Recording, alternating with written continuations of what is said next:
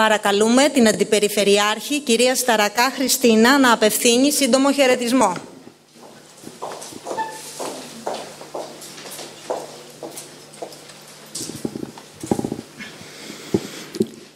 Σεβασμιότατε,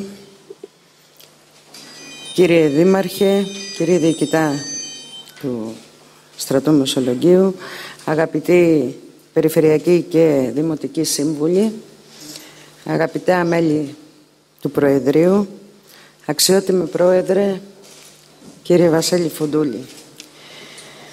Χαιρετίζω το συνέδριό σας και νομίζω ότι είναι μια υπέροχη προσπάθεια και μια ευκαιρία να φωτιστούν και γνωστές και άγνωστες πτυχές της ζωής των Θεστιαίων μέσα στο πέρασμα των αιώνων.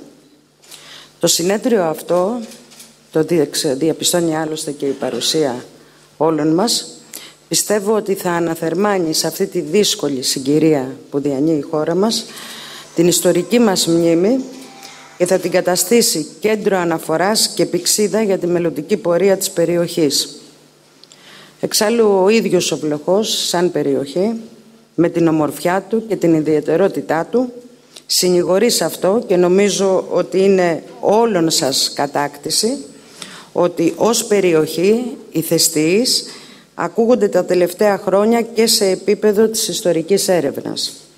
Αλλά ο σκοπός δεν είναι μόνο η ανάδειξη της συγκεκριμένης περιοχής, είναι και να προσεγγιστεί γενικότερα η ιστορική αλήθεια, χωρίς προκαταλήψεις, αποκρύψεις ή διαστρεβλώσεις.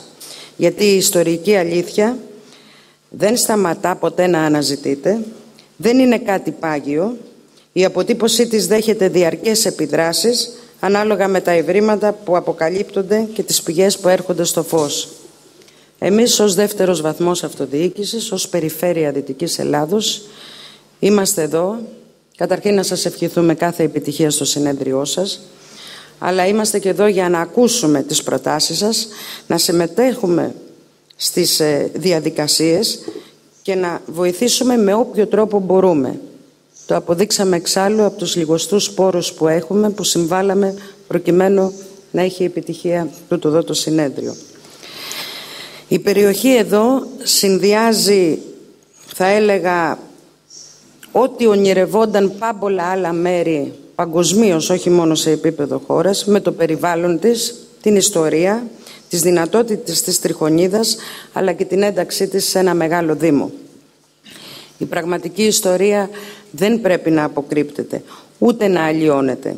Οι νέοι άνθρωποι, οι οποίοι πρέπει να είναι πάντα στο επίκεντρο του ενδιαφέροντος μας, και από εκεί να ξεκινάμε, διαπιστώνω και παρατηρώ καθημερινά ότι και θέλουν να μάθουν για την τοπική ιστορία και δείχνουν πολύ μεγάλο ενδιαφέρον να διδαχθούν όλο και περισσότερα πράγματα, και συνέδρια σαν το δικό σας βγάζουν συμπεράσματα, παράγουν εργασίες οι οποίες αναφέρονται είτε σε ιστορικά γεγονότα, είτε σε πρόσωπα, είτε σε μνημεία, και τελικά όλα αυτά βοηθούν ώστε να εστιάσει και η εκπαίδευσή μας στα τοπικά θέματα στις ώρες διδαχής της ιστορίας. Είμαι σίγουρη και πιστεύω στη δυναμική του συνεδρίου σας και είμαι σίγουρη ότι θα ανοίξει δρόμους προς όφελος όχι μόνο της τοπικής κοινωνίας, αλλά και της ευρύτερης περιοχής. Και πάλι σας συγχαίρω και σας εύχομαι καλή επιτυχία στο συνέδριό σας.